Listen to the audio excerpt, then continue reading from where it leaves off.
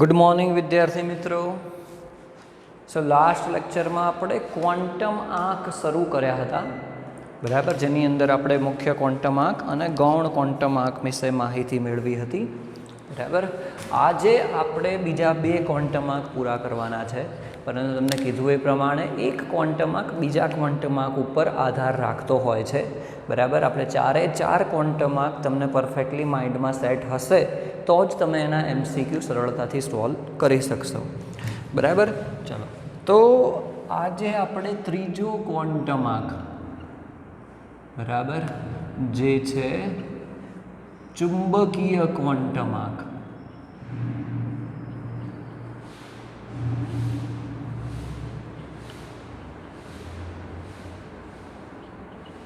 ચુંબકીય ક્વોન્ટમ આંક એના વિશે આપણે ચર્ચા કરવાના છીએ, જેનો સિમ્બોલ છે ML, બરાબર, જેને શું કહીશું આપણે? ચુંબકીય ક્વોન્ટમ આંક કહીશું, બરાબર, જે શું છે? ML સિમ્બોલ ધરાવે છે। ઓકે, તો દરેક ક્વોન્ટમ આંક કોઈકના કોઈક પ્રકારે માહિતી આપે છે પરમાણુ વિશે, બરાબર। તો ચુંબકીય ક્વોન્ટમ આંક આપણને શેના વિશે માહિતી આપે છે? તો અવકાશમાં કક્ષકોની ત્રિપરિમાણીય ગોઠવણી વિશે માહિતી આપે છે। અવકાશમાં ચુંબકીય ક્વોન્ટમ આંક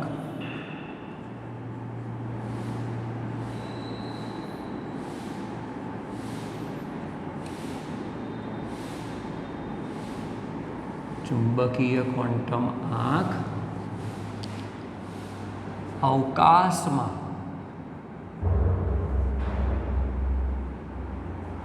કક્ષકની ત્રિપરિમાણીય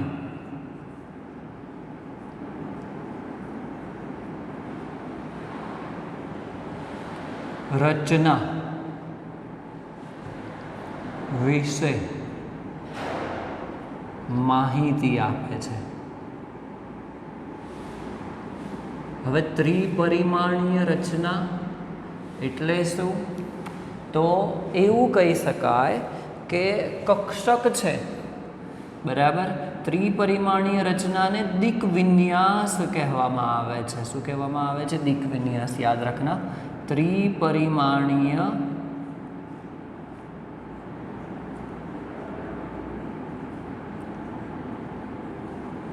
રચના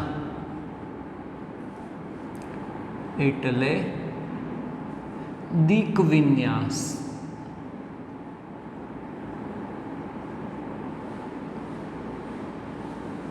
બરાબર। તો આ ત્રિપરિમાણીય રચના આપણે કઈ રીતે શોધીશું? તો સાઈ સ્ક્વેર, જે આપણને શું માહિતી આપતો હતો? ઇલેક્ટ્રોન મળવાની સંભાવના, બરાબર। તો સાઈ સ્ક્વેરના મૂલ્ય પરથી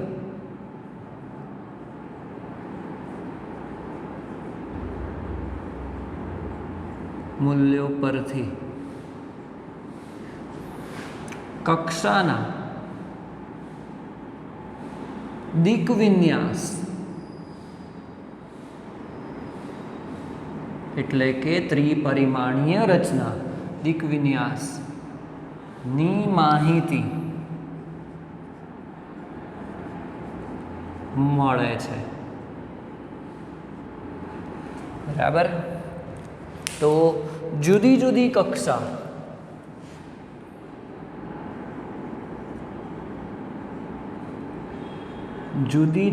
કક્ષા ના અલગ અલગ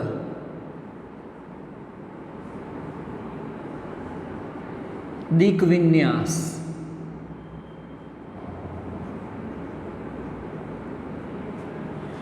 જોવા મળે છે, બરાબર। એટલે કે તેની અલગ અલગ ત્રિપરિમાણીય રચના જોવા મળે છે। આપણે એવું કહી શકીએ આના મદદથી કે ચુંબકીય ક્વોન્ટમ આંક છે જે આપણને ત્રિપરિમાણીય રચના એટલે કે તમને યાદ કરો આપણે કક્ષકો કઈ કઈ કહેતી હતી એસ કક્ષક પી કક્ષક ડી કક્ષક અને એફ કક્ષક તો આ દરેક કક્ષક છે એના જુદા જુદા દિક્વિન્યાસ જોવા મળે છે તો એને કઈ રીતે બતાવવામાં આવ્યો છે તો એનો ફોર્મ્યુલા આ રીતનો છે કે ml એટલે કે ચુંબકીય ક્વોન્ટમ આંક એના દિક્વિન્યાસ કેટલા હોઈ શકે તો 12 પ્લસ 1 12 પ્લસ 1 જેટલા દિક્વિન્યાસ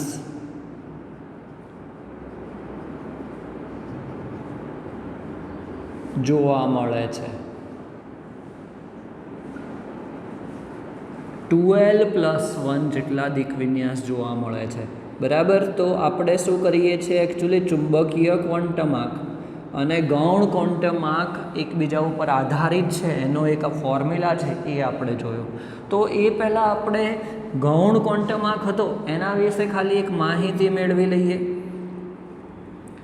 બરાબર કે શું થઈ શકે આપણે સિમ્પલ યાદ રાખીએ કે એલ જો કિંમત લઈએ છીએ જો એ 0 હોય તો એની સામે કક્ષક કઈ રહેતી હતી તો એસ કક્ષક રહેતા હતા એ તમને ખબર હોવી જોઈએ જો 1 હોય તો શું હતું પી કક્ષક હતી જો 2 મૂકીએ તો ડી કક્ષક હતું 3 મૂકીએ તો એફ કક્ષક હતું બરાબર એ રીતે આગળ એલની કિંમત સાથે કક્ષક હતા તો જો આપણે અહીંયા એમએલની અલગ અલગ કિંમતો મૂકીએ કક્ષા માટે તો એ કક્ષાના દિક્વિન્યાસ કેટલા હશે એ આપણને માહિતી મળશે બરાબર તો આપણે અહીંયા જોઈએ કે એમએલ સૌથી પહેલાં તો હું એલ લખું છું બરાબર અને એની સામે ફરીથી હું અહીંયા શું બતાવું છું કક્ષક લખું છું અને અહીંયા હું ml લખું છું બરાબર ચલો એ પહેલાં પણ એક વસ્તુ સમજી લઈએ કે 12 પ્લસ 1 જેટલા દિક્વિન્યાસો હોય છે બરાબર અને શક્ય કિંમતો કઈ રીતે આ વસ્તુ અલગ છે ને હવે જે હું બીજી વસ્તુ તમને સમજાવું છું કે શક્ય દિક્વિન્યાસ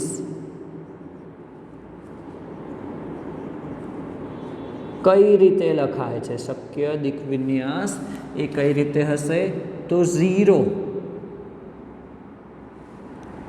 બરાબર એની જમણી બાજુ L પ્લસ 1 L પ્લસ 2 બરાબર L પ્લસ 3 આવશે અહીંયા શું આવશે L માઇનસ 1 બીજું શું આવશે L માઇનસ 2 બરાબર તો આ એના શક્ય દિક્વિન્યાસ આપણે લખીશું તો કે 0 થી શરૂઆત કરીશું એસ કક્ષા આવશે જ આપણે શીખીએ છીએ વસ્તુ પછી L plus 1 L plus 2 L minus 1 L minus 2 જે રીતના શક્ય દિક્વિન્યાસ છે જે કક્ષકના આધારે જ્યાં સુધી થશે એ રીતે આપણે લખી શકીએ બરાબર તો હવે આપણે અહીંયા એ જ વસ્તુ બતાવીએ છીએ આ વસ્તુ તમારે સમજવાની છે અને એની સાથે આપણે શું કરીએ છીએ કે હવે કમ્પ્લીટ બતાવીએ છીએ કે જો આપણે L લખીએ છીએ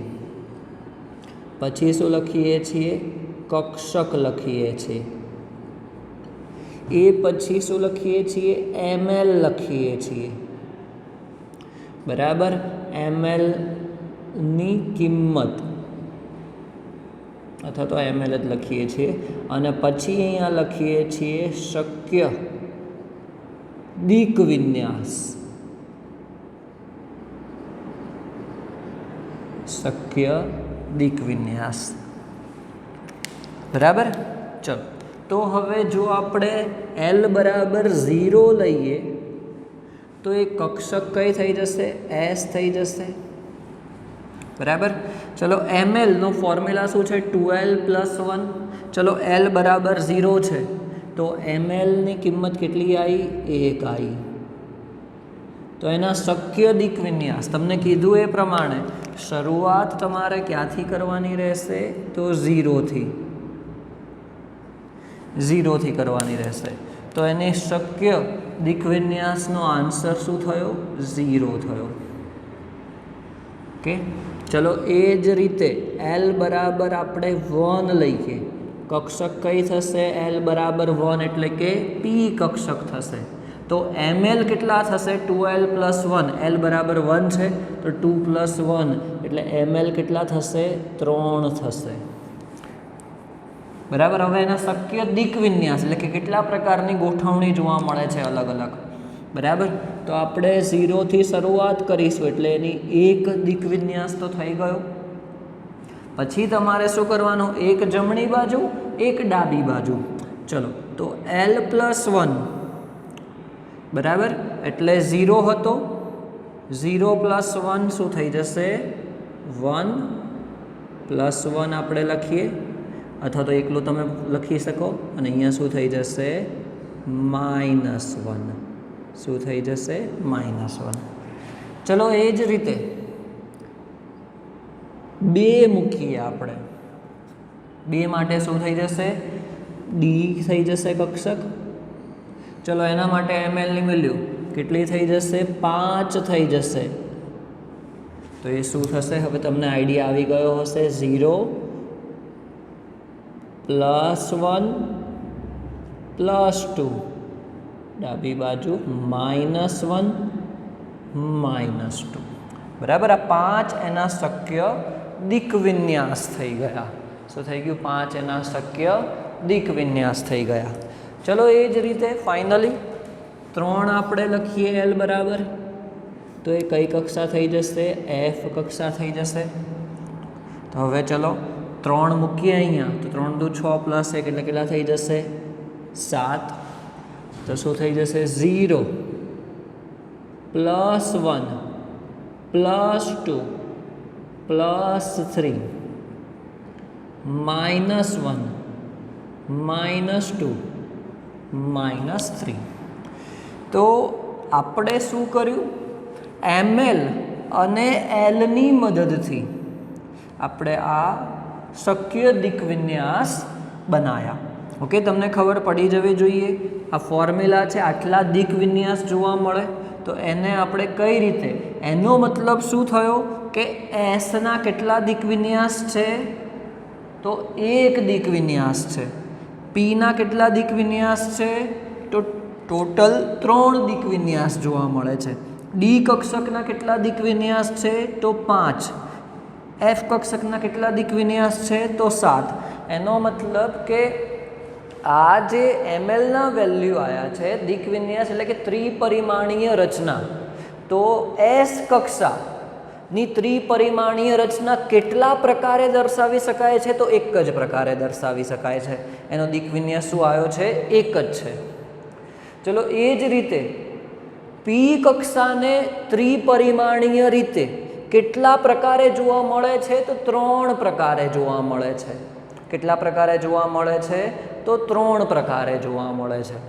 બરાબર. ચલો એ જ રીતે ડી કક્ષા છે તો ડી કક્ષા કેટલા પ્રકારે જોવા મળે છે? તો 5 પ્રકારે જોવા મળે છે. એનો દિક વિન્યાસ શું આવ્યો છે? 5. એટલે 5 પ્રકારની ત્રિપરિમાણીય રચના છે. અને એફ કક્ષા એ 7 પ્રકાર છે. એના કેટલા? 7 પ્રકાર છે. ઓકે. એવું આપણે લખી શકીએ. તો અહીંયા આપણે એક વસ્તુ અહીંયા લખવા જઈ રહ્યા છીએ કે કક્ષક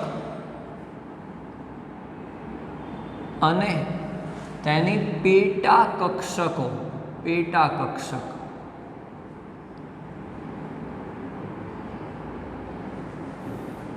બરાબર. તો જો આપણે કોના આધારે પેટા કક્ષકો નક્કી કરીશું? તો mlની શક્ય એના દિક વિન્યાસ જેટલા જોવા મળે છે એના આધારે. બરાબર. તો જો આપણે એસ કક્ષા લઈએ છીએ બરાબર. તો એના પેટા કક્ષકો માટે તો દિક વિન્યાસ શું છે? એક જ છે, એટલે કે તેનો કોઈ બીજો કોઈ છે જ નહીં. તો શું થઈ જશે? પેટા કક્ષકમાં હું ફક્ત એક જ જ લખું છું. એકચ્યુઅલી એસ કક્ષકની કોઈ પેટા કક્ષક છે જ નહીં, પણ આપણે એસ તરીકે એને લખી શકીએ. એક જ જોવા મળે છે, એને કોઈ બીજી રચના છે નહીં. ત્રિપરિમાણીય રીતે તે એક જ પ્રકારે એને દર્શાવી શકાય છે. ચલો, જો પી લઈએ છીએ તો પી માટે કેટલા દિક વિન્યાસ હતા? 3 જોવા મળ્યા આપણને. બરાબર. તો એના નામ આપેલા છે. અત્યારે ફક્ત તમે નામ યાદ રાખજો. પેટા કક્ષકો છે px, py અને pz. આ નામ કઈ રીતે આપેલા છે, શું છે, એ વસ્તુ આપણે શીખીશું આગળ. અત્યારે ફક્ત એટલું યાદ રાખો, px, py અને pz આ 3 પેટા કક્ષકો થઈ તે શું દર્શાવે છે? શક્ય દિક વિન્યાસ દર્શાવે છે. ઓકે, શક્ય દિક વિન્યાસ દર્શાવે છે. ઓકે, તો એના આધારે જો મારે કિંમત લખવી હોય ને અહીંયા, તો પીવાયની શું થઈ જશે? 0 થઈ જશે. pxની -1 થઈ જશે અને pzની +1 થઈ જશે. આ તમારે યાદ રાખવાની છે કિંમતો. આપણે જે દર્શાવેલું છે એ જ છે. 3 પેટા કક્ષકો થઈને શક્ય દિક વિન્યાસ કે પી કક્ષા છે, પણ આપણને 3 પ્રકારે જોવા મળે છે. px પ્રકારે, py પ્રકારે, pz પ્રકારે. એ આપણે આ ફોર્મ્યુલા ઉપરથી ડિરાઈવ કર્યું. ચલો, એ જ રીતે જો આપણે ડી કક્ષા જોવા જઈએ તો અહીંયા લખેલું જ છે. ડી કક્ષા કેટલી રીતે? 5 રીતે જોવા મળે છે. બરાબર. એ છે dxy, dyz, dxz, dx² -y² અને dz². આટલા 5 પ્રકારે ડી કક્ષા આપણને જોવા મળે છે. ઓકે, તો જો આપણે શક્ય કિંમતો આપણે દિક વિન્યાસની દર્શાવીએ તો શું થઈ જશે? આ 0 થઈ જશે, આ -1 થઈ જશે, આ -2 થઈ જશે. બરાબર. આ +1 થઈ જશે અને આ +2. તમારે આ જ ઓર્ડરમાં, આ જ ક્રમમાં યાદ રાખવાના છે. બરાબર. ચલો, એ જ રીતે એફ કક્ષા છે, એને ટોટલ 7 રીતે, પણ બેઝિકલી એના કોઈ નામ આપવામાં આવ્યા નથી. એટલે કે 7 પેટા કક્ષકો છે, એને કોઈ નામ આપવામાં આવ્યા નથી. 7 પેટા કક્ષકો છે. કેમ નામ નથી આપ્યા? આ નામ કઈ રીતે આપેલા છે એ પણ આપણે આગળ જ્યારે આકાર વિશે, કક્ષકોના આકાર વિશે ચર્ચા કરીશું એની અંદર આપણે જોઈશું. ત્યારે ફક્ત એટલું યાદ રાખો કે આપણે શક્ય દિક વિન્યાસ, એકચ્યુઅલી આ શું બતાવે છે કે અવકાશમાં ત્રિપરિમાણીય ગોઠવણી. એસ કક્ષા છે તો એ એક જ પ્રકારે કોઈ પણ પરમાણુમાં આપણે કોઈ પણ એસ કક્ષા લઈશું તો આપણને એ એક જ પ્રકારે જોવા મળે છે. પી કક્ષા લઈએ તો પીની અંદર 3 પેટા કક્ષકો બને છે, px, py અને pz. એટલે કે 3 પ્રકારે પી કક્ષા જોવા મળે છે. એના દિક વિન્યાસ, ત્રિપરિમાણીય ગોઠવણી પી કક્ષાની કેટલી છે? 3 પ્રકારે કરી શકાય છે. એ જ રીતે ડી કક્ષાની 5 રીતે અને એફ કક્ષાની 7 રીતે કરી શકાય છે. ઓકે, તો આ થઈ ગયો આપણો ચુંબકીય ક્વોન્ટમ આંક. બરાબર. ચુંબકીય ક્વોન્ટમ આંક. અને આજનો આપણો લાસ્ટ ટોપિક છે એ છે સ્પિન ક્વોન્ટમ આંક.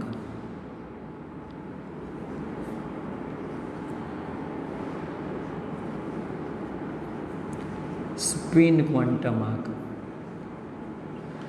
એનો સિમ્બોલ શું છે? એસ છે.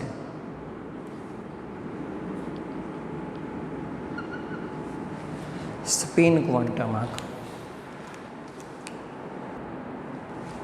તો આ સ્પિન ક્વોન્ટમ આંકને ઇલેક્ટ્રોન ભ્રમણ ક્વોન્ટમ આંક પણ કહેવામાં આવે છે. ઇલેક્ટ્રોન ભ્રમણ. બરાબર. તો બેઝિકલી આપણે આગળ 3 ક્વોન્ટમ આંક જોયા. મુખ્ય ક્વોન્ટમ આંક, ગૌણ ક્વોન્ટમ આંક, ચુંબકીય ક્વોન્ટમ આંક. તો આ ત્રણેય ક્વોન્ટમ આંકની મદદથી આપણને કક્ષકની ઉર્જા, તેનો આકાર અને તેના દિક વિન્યાસની ત્રિપરિમાણીય ગોઠવણી વિશે માહિતી મળે છે. તો પણ શું થયું કે જો રેખા વર્ણપટ આપણે અભ્યાસ કરતા હતા ત્રણેય ક્વોન્ટમ આંકને લઈને, તો પણ અમુક મુશ્કેલીઓ આવતી હતી. બધા જ જવાબ આપણને મળતા નહોતા, કેમ કે ઇલેક્ટ્રોનનું જે ભ્રમણ છે એના આધારે અલગ અલગ પ્રકારના જવાબ મળતા હતા.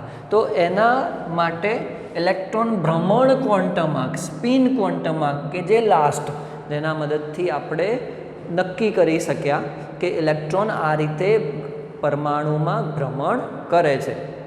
તો એકદમ સિમ્પલ છે, આમાં કંઈ અઘરું નથી. કે જો આપણે સૂર્યમંડળ જ લઈએ, એમાં પૃથ્વી લઈએ, તો પૃથ્વી સૂર્યની આસપાસ પણ ગતિ કરે છે અને પોતાની ધરી ઉપર પણ ગતિ કરે છે.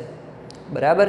એ સૂર્યની આસપાસ પણ ગતિ કરે છે અને પોતાની ધરી ઉપર પણ ગતિ કરે છે. એ જ રીતે ઇલેક્ટ્રોન જે છે એ પણ પરમાણુ કેન્દ્રની આસપાસ ગતિ કરે છે. પરમાણુ કેન્દ્રની આસપાસ ગતિ કરે છે. અને બીજું શું થાય છે કે તે પોતાની ધરી ઉપર પણ ભ્રમણ દર્શાવે છે.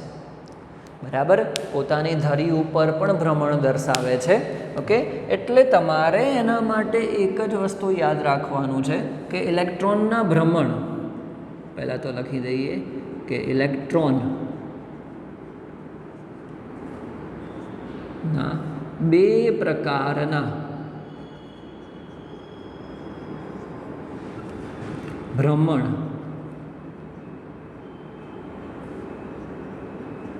જોવા મળે છે. બરાબર. ઇલેક્ટ્રોનના 2 પ્રકારના ભ્રમણ જોવા મળે છે. ઓકે. એકદમ સિમ્પલ છે. જેને એકને આપણે કહીશું ભ્રમણ ઉપર તરફ અથવા તો ભ્રમણ નીચે તરફ. બરાબર. ઉપર તરફ ભ્રમણ. બરાબર. જેની કિંમત છે અથવા તો તેને ઉપરની નિશાની દ્વારા આ રીતે એરો આપણે ઉપરની તરફ બતાવીશું દર્શાવવા માટે, અને એની કિંમત છે +1/2. બરાબર. અને નીચે તરફ ભ્રમણ.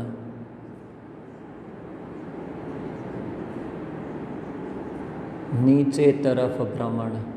તમને ખબર પડી ગઈ હશે એનો સિમ્બોલ શું હશે.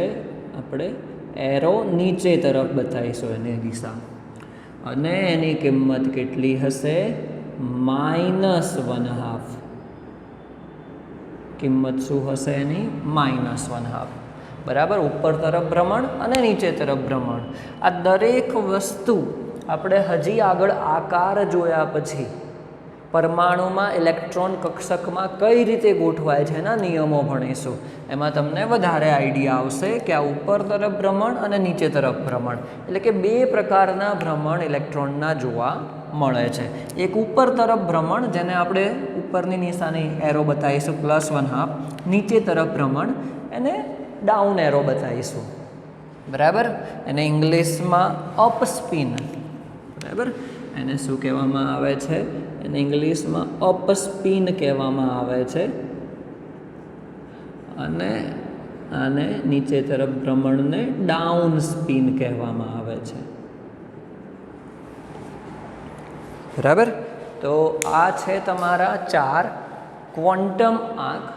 હજી એક વખત કહું છું, આ વિડીયો પણ એટલી જ 2 થી 3 વખત જોજો, કેમ કે ચુંબકીય ક્વોન્ટમ આંકને આપણે ગૌણ ક્વોન્ટમ આંક સાથે કઈ રીતે રિલેટ કર્યા છે, શું છે એ વસ્તુ એ સમજવી ખૂબ જ જરૂરી છે.